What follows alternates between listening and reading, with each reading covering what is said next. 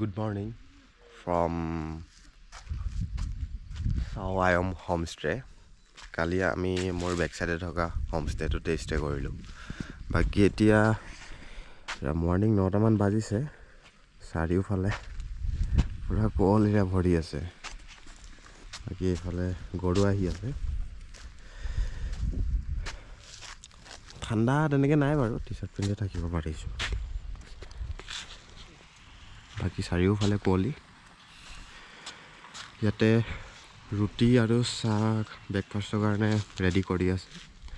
খাই মেলি অলপ পাছতে ইয়াৰ পৰা ওলাই যাম আৰু। টাইম 11টা বাজিবই হ'ল। আমি হোমষ্টেৰ পৰা ওলাই দিলোঁ আৰু। ওচৰতে এটা টুৰিষ্ট প্লেচ আছে, নামটো তেনেকৈ মনত নাই। এতিয়া গৈ তাতে ৰখিম। বাকী কালিতো ৱাৰিলঙত গৈয়ে আহিলোঁ আৰু তেনেকৈ চাগে ওচৰত তেনেকুৱা ধৰণৰ যাবলগীয়া প্লেচ নাই। তাৰপাছত চাম, ফাৰ্ষ্ট যোনটো হিলৰ এৰিয়া হয় তাত গৈ লওঁ, তাৰপৰা চাম আৰু ক'ত যোৱা হ'ব। ৰাতিপুৱাৰ পৰা কুঁৱলীৰে চাৰিওফালে বগা কৰি আছিলে, এতিয়া অলপমান মুকলি কৰি দিছে।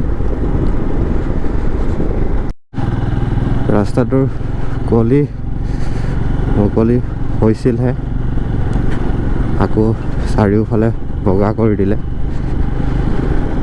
30-40 স্পীডৰ ভিতৰতে লাহে লাহে গৈ থাকিব লগা হৈছে আৰু।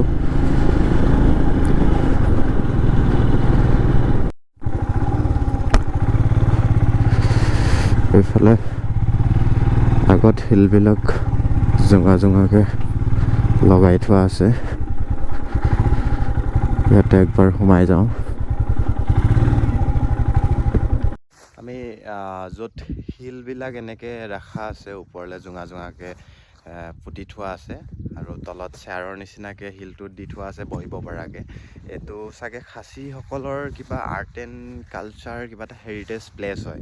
ইয়াত কোনো ধৰণৰ টিকট কাটিবৰ কাৰণে নালাগে, ডাইৰেক্ট আহিব পাৰে আপোনালোকে। এইবিলাক দেখা পাইছে কেনেধৰণে ৰাখি থৈছে, ডাইৰেক্ট আহিব পাৰে ইয়াতে। আৰু ইয়াত বেলেগ ধৰণৰ তেনেকুৱা একো নাই চাবলগীয়া, জাষ্ট স্পটটোত তেনেকৈ শিলখিনি ৰাখি থৈছে আৰু চাৰিওফালে পাহাৰ আছে। পাহাৰৰ ভিউবিলাক ভাল লাগে, কিন্তু আজি গোটেই চাৰিওফালে কুঁৱলী পৰি থকাৰ কাৰণে ভালকৈ আমি আঁতৰৰ ভিউটো চাব পৰা নাই। আৰু এই প্লেচটো আপোনাৰ ৱাৰিলঙৰ ভিউ পইণ্টৰ পৰা আপোনাৰ 15 কিলোমিটাৰমান আহিব লাগিব আৰু তেতিয়া এই প্লেচটো পাব। আমি যোৱাকালি যোনটো হোমষ্টে লৈছিলোঁ তাৰ পৰা ৱাৰিলং ৰোডতে এই প্লেচটো আছে, সেইকাৰণে আমি অলপ টাইম ইয়াতে ৰখিলোঁ। ৰখি বাৰু বেয়া নালাগে। বাকী এতিয়া ইয়াৰ পৰা আমি ওলাই দিম আৰু। এই জেগাটো ধুনীয়া লগা হৈ আছে, আঁতৰত পাহাৰবিলাক আছে, ৰাস্তাটোৰ চাইডে চাইডে খেতি কৰা আছে।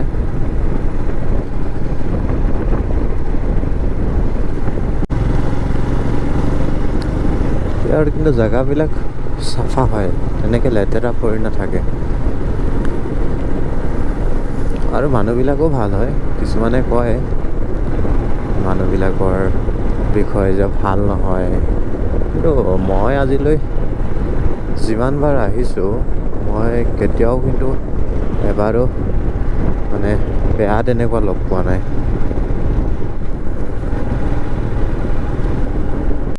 আমি মেইন ৰোডৰ পৰা অলপমান ছাইডৰ ৰাস্তাটোত সোমাই দিলোঁ।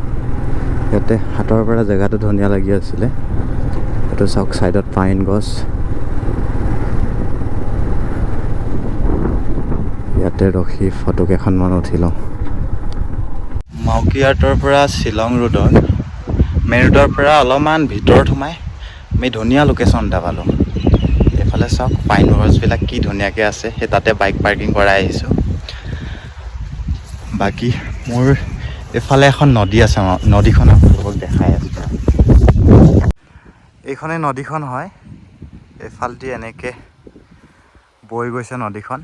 বাকী চাৰিওফালে পাইন গছবিলাক আছে।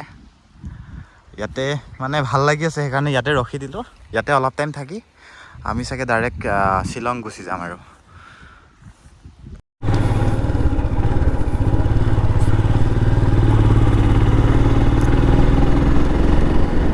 ধুনীয়া জেগাডোখৰৰ পৰা আমি এতিয়া ওলাই আহিলোঁ।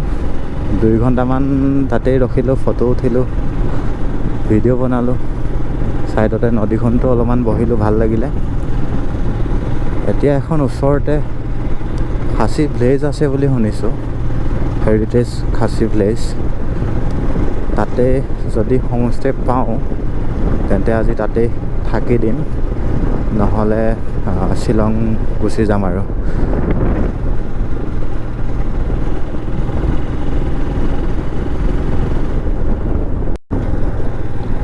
আমি হেৰিটেজ খাচী হিলছৰ ভিতৰত সোমাই আহিছোঁ। টিকট কাউণ্টাৰত টিকট কৰিলোঁ। বাইকৰ 20 rupees লৈছে আৰু পাৰ পাৰ্চন 30 rupees। বাকী ইয়াতে এখন ফৰেষ্ট আছে, ফৰেষ্টখনত যাব হ'লে গাইড ল'ব লাগিব, লোকেল গাইড। আমি এতিয়ালৈকে লোকেল গাইড লোৱা নাই। ইয়াতে গৈ চাই লওঁ, যদি ফৰেষ্টখন ভাল লাগে বা যদি আমাৰ টাইম থাকে তেতিয়া আমি লোকেল গাইড লৈ ফৰেষ্টত যাম। বাকী হোমষ্টে এটাৰ কথা পতা হৈছে, এতিয়ালৈকে আমি ফিক্স কৰা নাই। চাওঁ, ফাৰ্ষ্ট প্লেচখনত অলপমান ঘূৰি লওঁ, তাৰপাছত কি কৰোঁ কৰিম আৰু।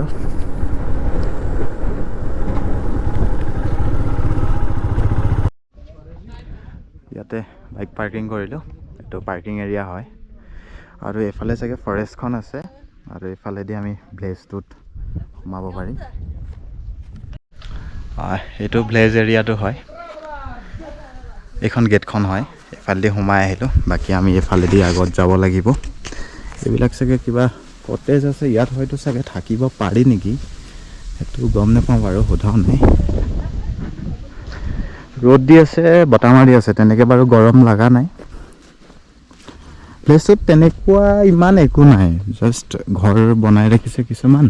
বাকী এই বাউণ্ডাৰীটো বাহিৰত এখন ফিল্ড আছে, আৰু তাৰ ইফালে চাগে আপোনাৰ ফৰেষ্ট এৰিয়াটো আছে। কিন্তু ফৰেষ্টৰ কাৰণে লোকেল গাইড ল'ব লাগিব।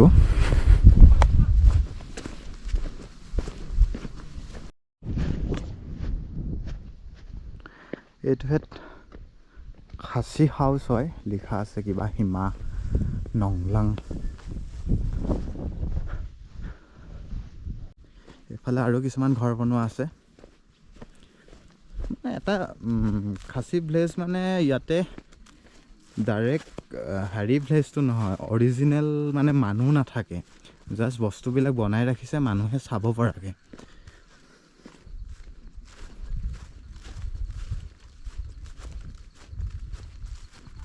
এইটোহে এটা।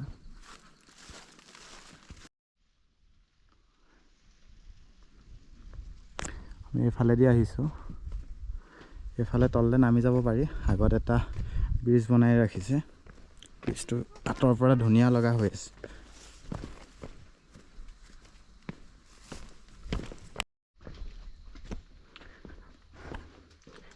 ব্ৰিজখন হেংগিং ব্ৰিজ হয়, ইয়াতে খোজকাঢ়িলে লৰচৰ হৈ থাকে, অলপমান ভয় ভয় লাগি থাকে।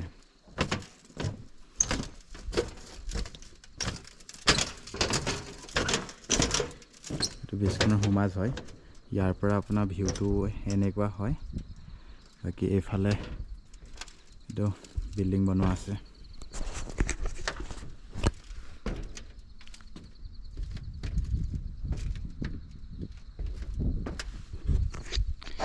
এইফালে যাব পাৰি, কিন্তু এইফালে নাযাওঁগৈ আৰু।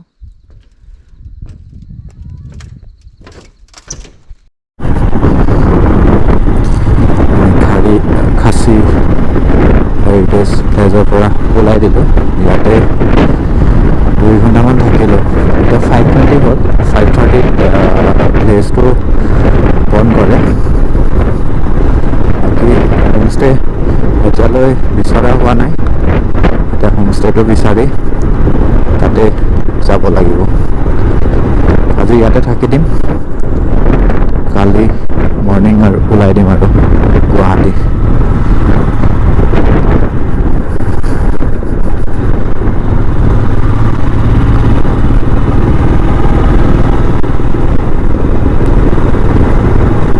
ইয়াতে মানে তেনেকুৱা চাবলগীয়া একো নাই, কিন্তু আমনি নালাগে বহি থাকি।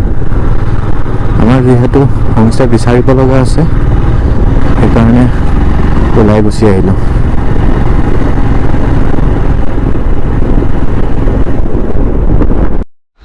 খাচী হেৰিটেজ ভিলেজৰ পৰা 2 কিলোমিটাৰ আহি আমি এই হোমষ্টেটো পালোঁ। আজি আমি ৰাতি ইয়াতেই থাকিম। বাকী ইয়াৰে জেগাটো ধুনীয়া হয়। ইয়াৰ পৰা আমি বস্তু ভিতৰত ৰাখিলোঁ। এতিয়া কিবা এটা ওলাই গৈ খাই আহোঁ। বাকী আজি ব্লগটো ইয়াতে খতম কৰোঁ। যদি ভিডিঅ'টো চাই ভাল পালে তেন্তে লাইক কমেণ্ট কৰিব আৰু চেনেলটো ছাবস্ক্ৰাইব কৰিব নাপাহৰিব। আজিলৈ বাই বাই, টাটা।